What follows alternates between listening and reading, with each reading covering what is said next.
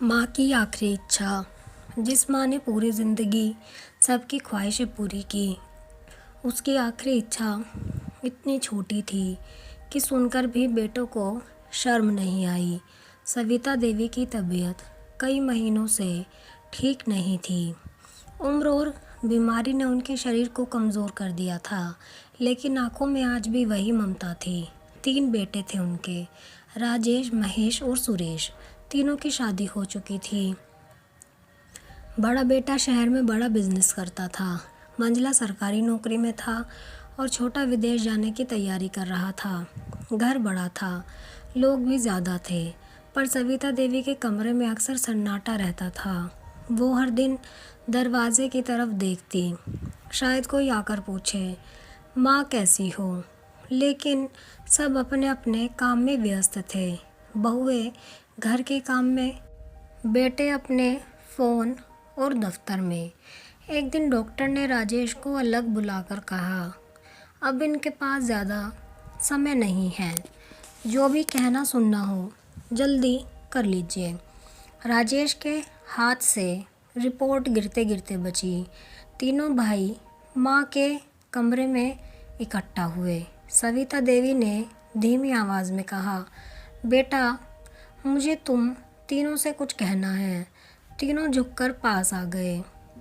माँ ने कांपते हाथों से उनका हाथ पकड़ा और बोली, मेरी आखिरी इच्छा है कि तुम तीनों एक साथ बैठकर खाना खाओ, जैसे बचपन में खाते थे, और मुझे अपने हाथ से एक एक कोर खिलाओ। कमरे में सन्नाटा छा गया। इतनी सी इच्छा, ना कोई ज़मीन, ना गहने, ना पैसा, बस अपने बच्चों के साथ आखिरी पल। राजेश की आंखें भर आई। उसे याद आया कैसे माँ खुद भूखी रहकर उन्हें खिलाती थी। महेश को याद आया, माँ ने उसकी फीस भरने के लिए अपने कंगन बेच दिए थे। सुरेश को याद आया, विदेश जाने के लिए फॉर्म भरते वक्त माँ ने कितनी दुआएं दी थी। उसी शाम घर में पहली बार सब एक साथ बैठे, डाइनिंग टेबल पर नहीं, बल्कि माँ के पास फर्श पर, जैसे पुराने दिनों में बैठते थे। राजेश ने माँ को पहला कोर खिलाया, महेश ने दूसरा, सुरेश ने तीसरा। माँ की आंखों से आंसू बह रहे थे, लेकिन होठों पर मुस्कान थी। उन्होंने धीरे से कहा, आज मैं बहुत अमीर महसूस कर रही हूँ, क्योंकि मेरे तीनों बेटे मेरे पास हैं। उस रात माँ हमेशा के लिए सो गई। सुबह जब तीनों भाई उनके कमरे में गए, माँ के चेहरे पर सुकून था। तकिए के नीचे एक पुरानी डायरी मिली। उसमें लिखा था, मेरे बच्चों, मैंने तुम्हें कभी रोका नहीं, कभी बांधा नहीं।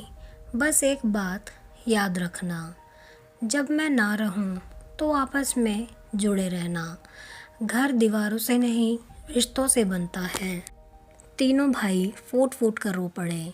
उन्हें समझ आ गया, माँ की आखिरी इच्छा सिर्फ खाना नहीं थी, बल्कि उन्हें फिर से एक करना था। उस दिन के बाद घर में रोज़ एक समय सब साथ बैठकर खाना खाने लगे। माँ चली गई थी, पर उनका प्यार घर में हमेशा के लिए बस गया था। क्या आपने कभी अपने माता पिता के साथ बैठकर बिना मोबाइल के सुकून से समय बिताया है? आज ही जाकर माँ या पापा को गले लगाइए। अगर ये कहानी दिल को छू गई हो तो कमेंट में माँ लिखकर ज़रूर जाइए, और कहानी कैसी लगी है ये भी ज़रूर बताइएगा। अगर आपको कहानी पसंद आई हो तो वीडियो को लाइक करें, शेयर करें और चैनल को सब्सक्राइब करें ऐसी ही कहानियों के लिए। मिलते हैं अगली कहानी में।